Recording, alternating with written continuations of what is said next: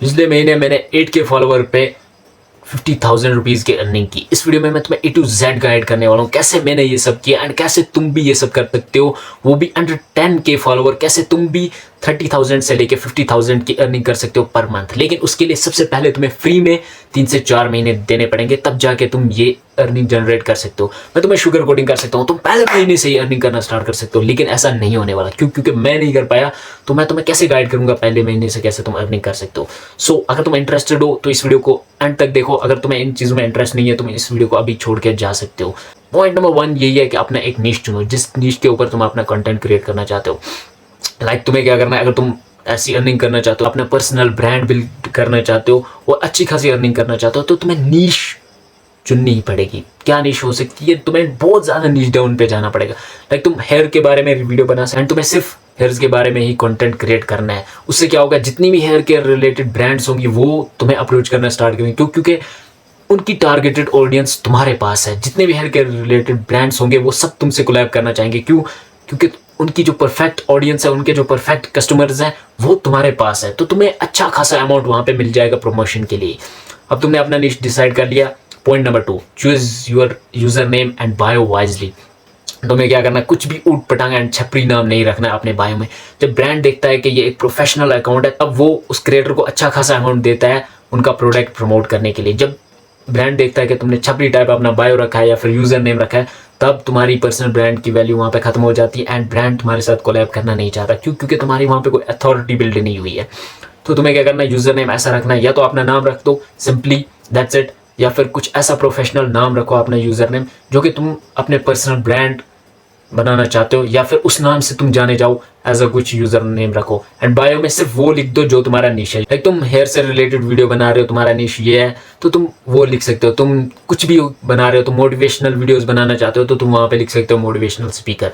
That's it, simple अपना bio रखो and क्या तुम्हारा निश है उसके रिलेटेड ही अपना बायो रखो। ऐसा कुछ मत लिखना cake murder on this date, mom's lover, chocolate lover, फलाना ढिमकाना, ऐसा कुछ भी छपरी टाइप बायो मत रखना। थर्ड पॉइंट, जब तुम ये दोनों चीज कर लो, निश तुम्हारी डिसाइड हो चुकी है, तुम्हारा अकाउंट बन चुका है, तुमने एक प्रोफेशनल नेम बायो रख लिया, उसके बाद उसको प्रोफेशनल डैशबोर्ड में भी कन्वर्ट कर लिया, प्रोफेशनल अकाउंट में कन्वर्ट कर लिया, देन तुम्हें क्या करना है, 3 महीने तक कंसिस्टेंसी के साथ रील्स अपलोड करनी है एंड वो हाई क्वालिटी रील्स होनी चाहिए। एंड तुम्हें क्या करना है, अपनी जो भी तुम्हारी क्वांटिटी है, जिस हिसाब से तुम अपलोड कर रहे हो, उसी हिसाब से 3 महीनों तक कंटेंट अपलोड करते रहना है बिना कोई भी रिजल्ट एक्सपेक्ट किए। देखो, अगर तुम दिन की एक रील अपलोड करना चाहते हो, वो तुम्हारे लिए इजी है, तो हर दिन एक एक रील अपलोड करो 3 महीनों तक।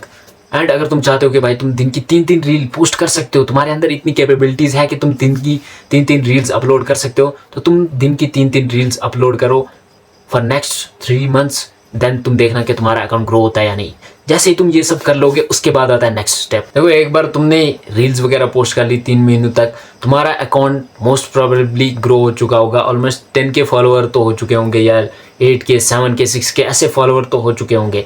अब देखो, तुम्हारे पास बेनिफिट क्या, तुमने नीच डाउन कंटेंट बनाया, तो तुम इनके रिलेटेड कुछ ना कुछ प्रोग्राम सेल करना स्टार्ट कर दो। कुछ भी डिजिटल प्रोग्राम सेल करना स्टार्ट कर दो। लाइक वो ई बुक हो सकती है, वो कोर्स हो सकता है, कुछ भी ऐसा हो सकता है, या फिर गाइड हो सकता है कि कैसे तुम अपने हेयर्स को मेंटेन रख सकते हो। वो एक अच्छा सा अपना प्रोग्राम बनाओ, लेकिन ऐसा नहीं कुछ भी बना दो। एक वैल्यूबल प्रोग्राम जिसमें तुमने इतनी ज़्यादा वैल्यू दी हो जो तुमने इंस्टाग्राम पे फ्री के कंटेंट में नहीं दी, उससे नेक्स्ट लेवल 100x ज़्यादा वैल्यू दी हो। एंड तुम्हारे पास ऐसे कस्टमर हैं जो कि भाई इस चीज़ के अंदर इंटरेस्ट रखते हैं एंड उन्हें सिर्फ इस चीज़ के रिलेटेड ही तुमने कंटेंट फ्री का प्रोवाइड किया है। अब क्या हुआ कि उनको तुम्हारी इस कंटेंट फ्री की जो है आदत लग चुकी है। अब तुम पेड कुछ भी सेल करना स्टार्ट करोगे तो वो लेंगे, मोस्ट प्रोबेबली लेंगे। तुम्हें क्या करना है, लेकिन तुम्हें हाई टिकट प्रोडक्ट बनाना है। उतना हाई भी नहीं बनाना है कि भाई कोई खरीद ही नहीं पाए। लाइक अगर तुम्हारे 8K फॉलोअर्स हैं, ऑलमोस्ट 10K फॉलोअर्स हैं, तुम कोई ऐसा प्रोग्राम बना हेयर के रिलेटेड कि कैसे तुम बाल्ड होने से बच सकते हो, कैसे तुम गंजे होने से बच सकते हो, एंड अगर तुम एक बार हो चुके हो तो कैसे तुम अपने हेयर को रीग्रो कर सकते हो। लेकिन वो प्रूवन चीज़ होनी चाहिए, ऐसा नहीं कि भाई तुम कुछ भी फेंक रहे हो उस प्रोग्राम में। तो मैं लिख के देता हूँ, अगर तुम उसकी price 3K, 4K, 5K, almost 10K भी रखोगे, तब भी तुम्हारा प्रोग्राम सेल होगा। एंड तुमने सिर्फ अगर 50 कस्टमर भी भाई पकड़ लिए ना, तुमने 50 लोगों को भी अपना वो प्रोग्राम सेल कर दिया ना, सिर्फ 10 लोगों को भी अगर तुमने टिकट वाला प्रोग्राम सेल कर दिया ना 1 महीने के अंदर, तो तुम्हारा 50K का प्रॉफिट वैसे ही हो गया, ठीक है ना। तुमने 50K की अर्निंग वैसे ही कर ली, लेकिन वो कंटेंट भी उसी टाइप का होना चाहिए, एंड जो प्रोग्राम में तुम नॉलेज दे रहे हो वो सच में जेन्युइन होनी चाहिए। एंड जितना तुम प्रॉमिस करोगे कि भाई मैं इस प्रोग्राम में इतनी नॉलेज दूंगा, आपका इतना फ़ायदा होगा इस प्रोग्राम से ज्वाइन करने के बाद, तो उनका उतना फ़ायदा होना भी चाहिए, ताकि वो बाकी आपके फॉलोअर्स को भी कन्विंस करे कि हाँ भाई ये प्रोग्राम सच में अच्छा है एंड इससे इतना रिजल्ट मुझे मिला है एंड इससे सच में रिजल्ट मिल सकता है। तब लोग क्या करेंगे, तुम्हारा वो प्रोग्राम खरीदना स्टार्ट करेंगे, वहाँ से अर्निंग होना स्टार्ट हो गई, फर्स्ट अर्निंग सोर्स। सेकेंड, तुम्हें उस टाइप के ब्रांड्स मिलना स्टार्ट हो जाएंगे, एंड जब तुम्हें उस टाइप के ब्रांड मिलना स्टार्ट हो जाएंगे ना, तो जितना तुम नॉर्मल अपनी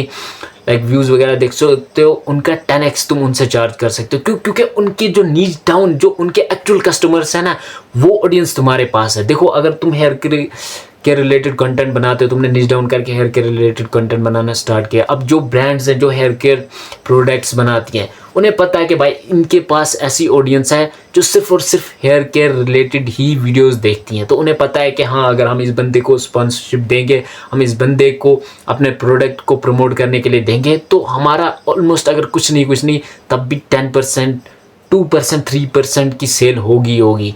तो वहाँ पे तुम्हें एक अच्छा खासा अमाउंट मिल जाता है। तुम इजीली लाइक 50K भी चार्ज कर सकते हो अगर तुम्हारे सिर्फ 10K फॉलोवर हैं। अगर तुम नीच डाउन कंटेंट बनाते हो तो 2 इनकम सोर्स हो गए।